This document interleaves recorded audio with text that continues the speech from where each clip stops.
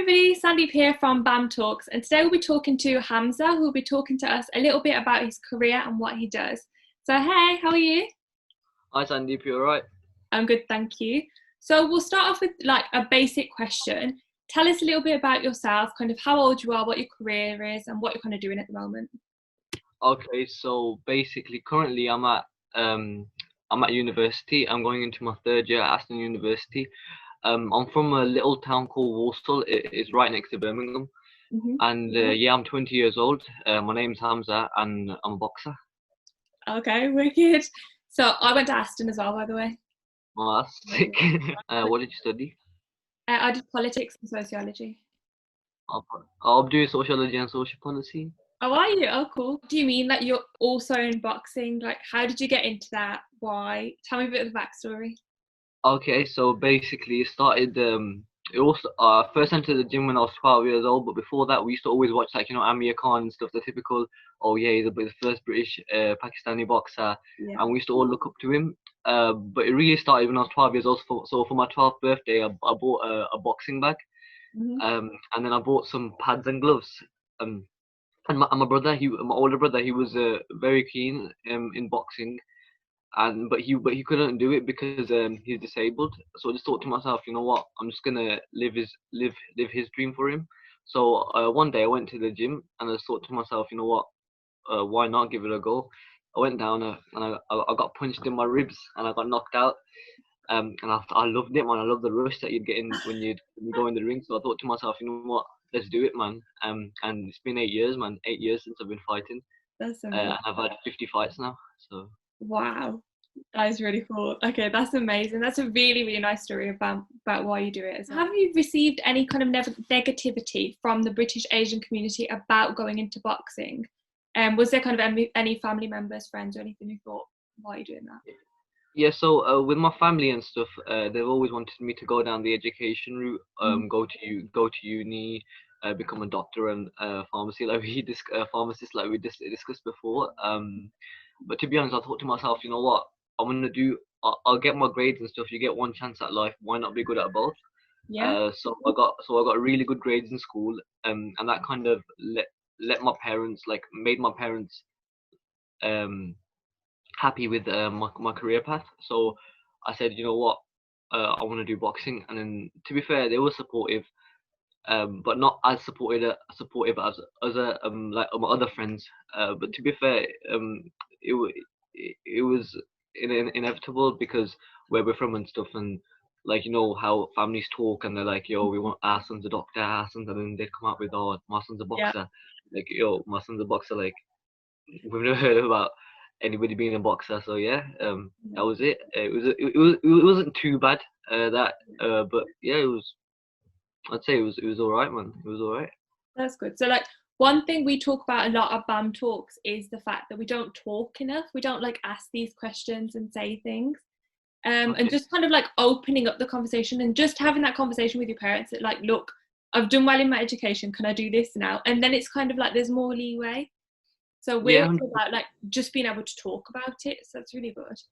yeah, 100%. Like at the end of the day, they parents, like, even though like, you're probably scared of them and stuff. At the end of the day, they're human beings, and I'd say like if you do speak to them and stuff, it'd be a lot easier like to gain a mutual understanding.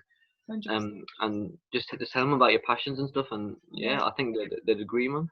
No, exactly. I always think they're there to listen as well to us. They're not just going to straight away just disregard you. You do have a say. I think that's really important. So the next question I have for you is, what's the most difficult thing about being a British Asian boxer? Oh, so the most difficult thing about being a British Asian boxer, I'd say, is being brown, being British Asian. Um, so you're always going into the ring and you're always second best. And I don't mean to be like judgmental or racist or anything. Mm-hmm. Um, but like you walk in and then there's white judges, your opponent's white, and there's a white referee, and there's so many times where decisions have gone against me just because of my skin color, just because I got a beard. Like there was one time I boxed in the British University Championships, Yeah. and even though there's a law that's been overturned that which told the athletes that they can't have a beard and stuff, Yeah. a woman still come up to me. She was a supervisor, and she said to me, you know what, you have to shave your beard off. If you don't do it, I'm gonna shave it off for you. And she knew he was religious. But yeah, it's always to do with skin color, to be honest. Like I've had and I've actually heard like racist comments in the background. Oh, you Paki, you can't do this. You know what I mean? And it's always it's always going to be a white man's sport. Yeah. Uh, I know what you mean. That's why I wanted to do this series on careers, because there's a lot of careers that actually the BAME kind of quota for it is just filled really just to kind of tick the box really. And it's a shame, and it's really horrible, especially if people who are in those careers and they want that to be their career and they're really passionate about it and they're just not being given a fair chance. but to be honest, like even like if they don't give you a fair chance, it just motivates me more to know I gotta train harder. I know I gotta beat them twice as hard. So Yeah. I just go out and just do it, man. No, that's good. That's a good mentality to have. So what's the kind of best thing about being a British Asian boxer? So the best thing about being a British Asian boxer is literally just going in there and fighting, man, fighting your heart out. And plus I get a lot of support from the local area. A lot of the lads are always supporting me. It's like, yo, he's the only boxer in Warsaw. Let's get behind him. So whenever I walk into like into restaurants, into dessert places, they're always like, "Oh, Hamza, are you alright?" Everybody coming up to me, "Oh, can we have a photo? Oh, how are you today?"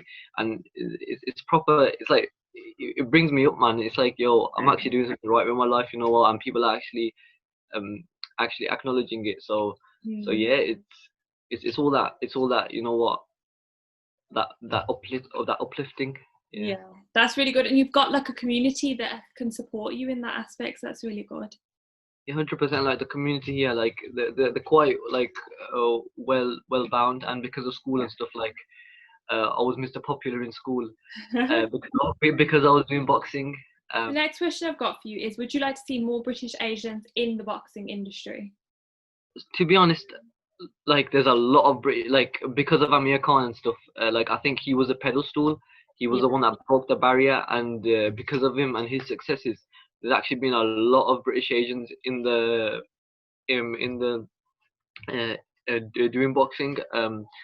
And like there's a lot of gyms that have been opening and boxing gyms, and they're headed by British Asians.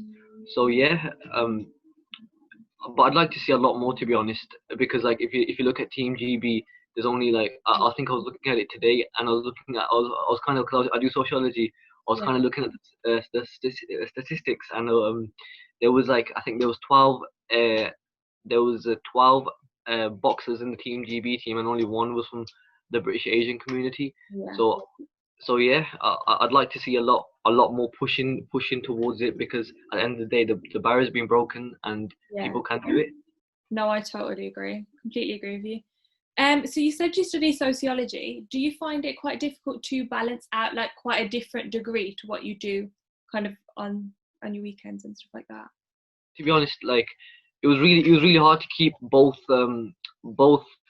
things, even during school, like keeping up with both things. I did my A levels too, and I did sociology at A level too, and it was really hard. Like I think, I'd finish school, I have to go training, and like with boxing, you have to train like 2-3 times a day, not just once, and like 6 times a week, because like it's that intense, and that's like the high level that I was competing at. So it was really hard to balance things out. But to be honest, I just time managed properly. I'd wake up, I'd say, you know what, I have to do this at this time, this at that time, and it was more about dedication, more about ambitions, more about dreams. I had a dream, you know what, I want to do this. I want to build my foundations with boxing, and I've got a dream. No, I want to build my foundations with my education, and I've got a dream to become a boxer. So it was literally ambition, and yeah. So good. Like you got like really clever then from then to be able to separate and time manage and really just make sure you know what you're going into. That's a smart move. That's really good. And the last question is, if you could give any advice to a British Asian entering the industry, what would it be? Any advice? I'd say just keep your head held high. Like, you're always going to be second best, or decisions are always going to go against you because of your colour. But at the end of the day, just keep your head held high and just train hard. And you know what, prove them that, you know what, like prove to them that, you know what, this was a bad decision, and make sure that that bad decision doesn't happen again. So yeah, That's and really just good. keep training hard and punch your way through to the top. That's brilliant. Thank you so much for speaking to me today, and I honestly wish you all the best, and I'm excited to keep your Instagram page. All right, thank you. You too. All right, Bye-bye. thank you.